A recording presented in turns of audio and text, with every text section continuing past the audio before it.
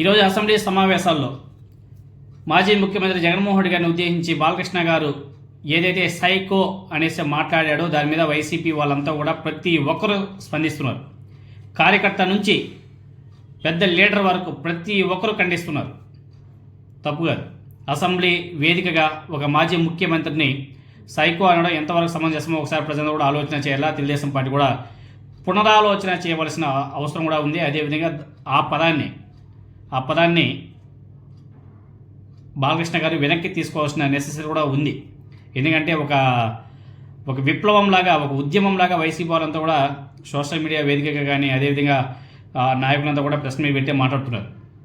అదేవిధంగా అదే అసెంబ్లీలో గతంలో మెగాస్టార్ చిరంజీవి గారు అదేవిధంగా సినీ పెద్దలు కొంతమంది ఆనాడు ముఖ్యమంత్రి జగన్మోహన్ రెడ్డి గారిని కలిస్తే వీళ్ళందరూ కూడా వెళ్ళి జగన్మోహన్ రెడ్డి గారి మీద ఒత్తిడి తీసుకురాలేదు, వీళ్ళు సరిగా మాట్లాడలేదు, సరిగా స్పందించలేదని చెప్పేసి ఏదో మెగాస్టార్ చిరంజీవి గారిని ఉద్దేశించి కొంచెం వ్యంగ్యంగా మాట్లాడడం జరిగింది బాలకృష్ణ గారు. దానికి సంబంధించి మెగాస్టార్ చిరంజీవి గారు పాపం చాలా సీరియస్ అయి ఉంటున్నాడు. దాన్ని చాలా సీరియస్గా తీసుకున్నట్టుగా తెలుస్తుంది. ఎందుకంటే అసెంబ్లీలో మాట్లాడుతున్న మాట దాన్ని ప్రతి ఒక్కరు కూడా సీరియస్గా తీసుకోవాల్సిన అవసరం కూడా ఉంది. లేకపోతే ఆ ఇంపాక్ట్ అనేది ప్రజలకు చాలా నెగిటివ్గా వెళ్ళే ఆస్కారం కూడా ఉంటుంది.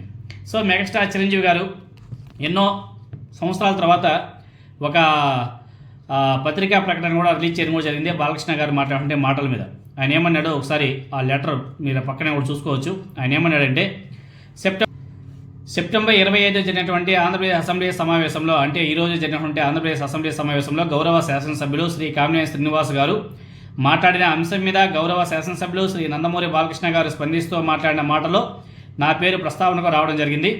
అసెంబ్లీ వేదికగా గౌరవ శాసనసభ్యులు శ్రీ బాలకృష్ణ గారు మాట్లాడుతూ కామినేని శ్రీనివాస్ గారు చెప్పినట్టు చిరంజీవి గారు గట్టిగా అడిగితే అప్పుడు ఈయన వచ్చాడు అన్నది అబద్ధం, గట్టిగా ఎవడో అడగలేదు అక్కడ అంటూ ఆయనంత పెద్ద గట్టిగా చెబితే ఈయన దిగొచ్చాడట, లేకపోతే సినిమాటోగ్రఫీ మినిస్టర్ని కలవనన్నాడట అంటూ ఒకంత వ్యంగ్యంగా చెప్పడాన్ని నేను టీవీ ఛానల్స్లో ప్రత్యక్ష ప్రసారం ద్వారా చూశాను. ఈ అంశంలో నా పేరు ప్రస్తావనకు వచ్చింది కనుక నేను ప్రజలకు వివరణ ఇవ్వదలిచాను. రాష్ట్రంలో వైఎస్ జగన్మోహన్ రెడ్డి గారి ప్రభుత్వం ఉన్నప్పుడు తెలుగు సినీ పరిశ్రమకు చెందిన కొంతమంది నిర్మాతలు, దర్శకులు, ఫిలిం ఛాంబర్ ప్రతినిధులు నా వద్దకు వచ్చి సినీ నిర్మాణ వ్యయం పెరుగుతున్న దృష్ట్యా సినిమా టికెట్ల ధరల పెంపుదల గురించి రాష్ట్ర ప్రభుత్వంతో మాట్లాడితే బాగుంటుందని, అందుకు నన్ను చొరవ తీసుకోవాలని చెప్పేసి కోరడం జరిగింది. అప్పుడు నన్ను కలిసిన వారిలో శ్రీ రాజమౌళి గారు, శ్రీ కోటాల శివ గారు, త్రివిక్రమ్ గారు, అదేవిధంగా మహేష్ బాబు గారు, జూనియర్ ఎన్టీఆర్ గారు, అదేవిధంగా నిర్మాత డివివి దానయ్య గారు, మైత్రి మూవీస్ వారు, ఇంకా 2-3 ప్రముఖులు ఉన్నారు. వారి సూచన మేరకే నేను అప్పుడే రాష్ట్ర సినిమాటోగ్రఫీ మంత్రి శ్రీ పేర్ని నాని గారితో ఫోన్లో మాట్లాడాను. టికెట్ల ధరల విషయం మంత్రి గారితో మాట్లాడి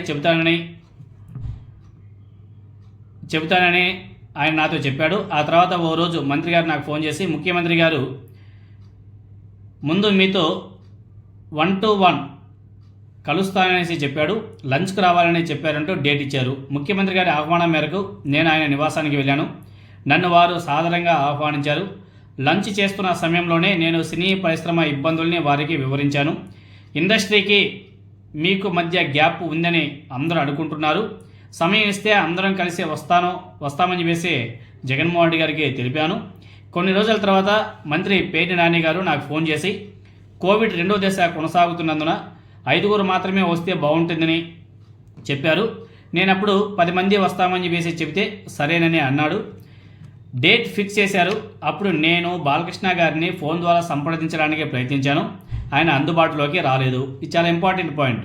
అదేవిధంగా జెమినీ కిరణ్ గారిని వెళ్ళి బాలకృష్ణ గారిని కలవమని చెప్పాను. ఆయన 3 సార్లు ప్రయత్నించినా బాలకృష్ణ గారిని కలవలేకపోయారు. దాంతో నేను ఒక ఫ్లైట్ ఏర్పాటు చేసి ఆర్ నారాయణమూర్తి గారితో సహా మరికొంతమందిని మేమంతా కూడా వెళ్ళి ముఖ్యమంత్రి జగన్మోహన్ రెడ్డి గారిని కలిశాము. ఆ సమయంలో నేను ముఖ్యమంత్రి గారితో సినీ పరిశ్రమ ఎదుర్కొంటున్న ఇబ్బందులను వివరించాను. సినీ పరిశ్రమకు ప్రభుత్వ సహకారం అందించాలని కోరాను. అందుకు అక్కడ ఉన్న వారందరూ సాక్ష్యమే. నేను ఈ రకమైన చొరవ తీసుకోవడం వల్లనే అప్పుడు ప్రభుత్వం సినిమా టికెట్ల ధరల పెంపునకు అంగీకరించింది. ఈ నిర్ణయం సినీ పరిశ్రమకు ఎంతో కొంత మేలు చేసింది. ఈ నిర్ణయం వల్ల మీ బాలయ్య బాబు గారు గుర్తుపెట్టుకోండి, మీ సినిమా వీర నరసింహారెడ్డి సినిమాకైనా, నా వాల్తేరి వీరయ్య సినిమాకైనా టికెట్స్ రేట్స్ పెంచడానికి కారణమైంది. అయ్యా బాలయ్య బాబు గారు తెలుసుకోవాలా. తద్వారా ఇటు నిర్మాతలకు అటు డిస్ట్రిబ్యూటర్లకు ఎగ్జిబిటర్లకు లాభం చేకూరింది. నేను రాష్ట్ర ముఖ్యమంత్రితోనైనా సామాన్యుడితోనైనా నా సహజ సిద్ధమైన ధోరణిలోనే గౌరవం ఇచ్చిపుచ్చుకునే విధానంలోనే మాట్లాడుతాను. నేను ప్రస్తుతం ఇండియాలో లేను కనుక పత్రికా ప్రకటన ద్వారా జరిగిన వాస్తవాన్ని అందరికీ తెలియజేస్తున్నాను అనేసి మెగాస్టార్ చిరంజీవి గారు లేఖ కూడా రాయడం జరిగింది. అయ్యా జన సైనిక్స్, మీ మెగాస్టార్ చిరంజీవి గారు రాశారు, మీ బుల్బుల్ బాలయ్య మీరు అభిమానించి మీరు ఓట్లు వేసి గెలిపించిన తెలుగుదేశం పార్టీ ఎమ్మెల్యే బాలకృష్ణ గారు మీరు అభిమానించే మెగాస్టార్ చిరంజీవి గారిని ఉద్దేశించి ఏ విధంగా మాట్లాడో దానికి మీ మెగాస్టార్ గారు వివరణ ఇచ్చుకోవాల్సిన కర్మ ఏర్పడింది. దానికి కారణం ఎవరు? మీరు అభిమానించే మీరు ఓటీకి గెలిపించినటువంటి తెలుగుదేశం పార్టీ వల్లే, తెలుగుదేశం పార్టీ ఎమ్మెల్యే వల్లే. గుర్తుపెట్టుకోండి. ఏనాడు కూడా జగన్మోహన్ రెడ్డి గారు మీ మెగాస్టార్ చిరంజీవి గారిని ఎంతలా అవమానపరచలే.